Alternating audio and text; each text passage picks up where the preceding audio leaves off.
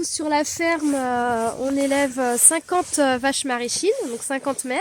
Si ça s'appelle la maraîchine, c'est qu'avant on retrouvait ces vaches partout dans le marais. Oui, en fait, c'est une race qui était élevée des marais atlantiques du sud de la Loire au nord de la Gironde, un peu sur toute cette bande côtière. L'objectif, c'est de se dire qu'en étant agriculteur, disons qu'on a une influence sur des grandes surfaces agricoles, et donc sur ces surfaces-là, on peut faire en sorte de protéger la nature. Alors jusqu'en 2019, les vaches étaient abattues à Challans. Il y avait un abattoir à Challans. Et puis bon, Challans ferme en janvier 2019.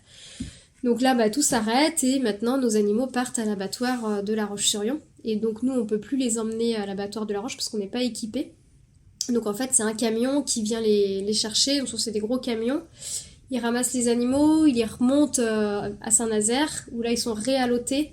Et puis le lendemain matin ou dans la nuit, repris pour être redescendus à La Roche. Oui, c'est que Voilà. je savais même pas ça. Je pensais qu'on s'en allait directement à La Roche-sur-Yon. On peut s'en aller directement si on a la capacité de transporter nous-mêmes nos animaux, donc être équipé d'une bétaillère aux normes, qui puisse transporter suffisamment d'animaux. Nous, on n'est pas équipés. Donc du coup, on est obligé de faire appel à un transporteur, et les transporteurs, pour optimiser, ils vont pas venir pour 2 vaches et puis aller à La Roche, et puis donc en fait souvent ils viennent, ils ramassent nos bêtes, ils les emmènent, et ensuite c'est des gros énormes camions qui les redescendent par groupe directement. Ah oui, c'est-à-dire qu'on est très loin de la philosophie des circuits courts de A à Z. Oui, ouais. C'est-à-dire qu'on s'en va faire une empreinte carbone jusqu'à Saint-Nazaire, on remet toutes les vaches dans le camion, on retourne à La Roche-sur-Yon, on les abat là-bas. Ouais, et après, faut ramener les carcasses ici, parce que nous, la découpe se fait à Châteauneuf. Là. Il y a 2 étapes dans l'abattage. Il y a l'étourdissement et la saignée. L'animal est considéré comme mort uniquement après la saignée, parce qu'en fait, l'étourdissement, c'est une mort cérébrale, mais c'est pas une mort, le cœur ne s'arrête pas. Donc là, l'animal, il est étourdi sur son lieu de vie, donc la ferme, et après l'étourdissement, il est déposé dans la remorque. Et c'est dans la remorque qu'a lieu la saignée, donc la mise à mort. Donc à partir du moment où l'animal est saigné, la remorque repart vers un lieu donc d'éviscération, donc un lieu où on peut éviscérer des animaux. Donc actuellement, il n'existe que des abattoirs qui font ça en fait. Oui.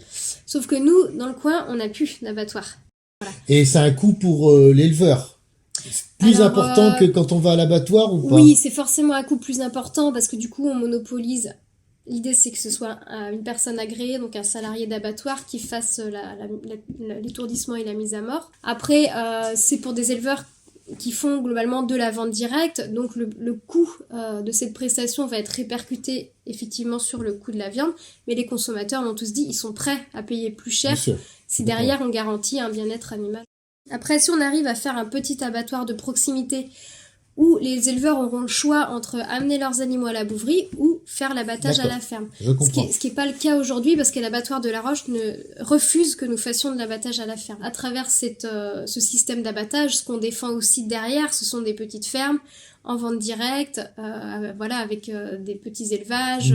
On défend plutôt la pluralité, la multiplicité des élevages, alors que les systèmes comme Bigard, eux, c'est élevage industriel qui vont être capables de leur emmener 50 bêtes d'un coup, et puis c'est ça qui les arrange. Oui. Nous, en fait, on les enquiquine à amener une vache par-ci, une vache par-là, et de plus en plus de gros abattoirs refusent les éleveurs qui sont en vente directe. Il peut y avoir des gens dans la région qui souhaitent un abattage sans étourdissement. Vous accepteriez cette manipulation, ou est-ce que justement vous mettez ça en place parce que on veut éviter ces souffrances d'égorgement? Je voudrais avoir votre point de vue là-dessus. Alors, nous, clairement, la mise en place du caisson, c'est pour la bien-traitance animale, donc on refuse l'égorgement sans étourdissement. Actuellement, ce n'est pas normal que des éleveurs ne soient pas au courant. Quand on envoie, surtout sur les moutons, en fait, il y a beaucoup de cas. Les éleveurs le savent après que leurs animaux ont été abattus sans étourdissement, mais on leur a pas demandé leur avis. Et ça, c'est pas normal. C'est quand même aux éleveurs de décider s'ils veulent que leurs animaux soient abattus avec étourdissement ou sans étourdissement.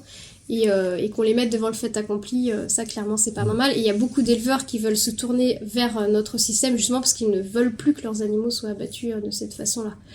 Et nous, clairement, oui, on ne fera pas d'abattage sans étourdissement.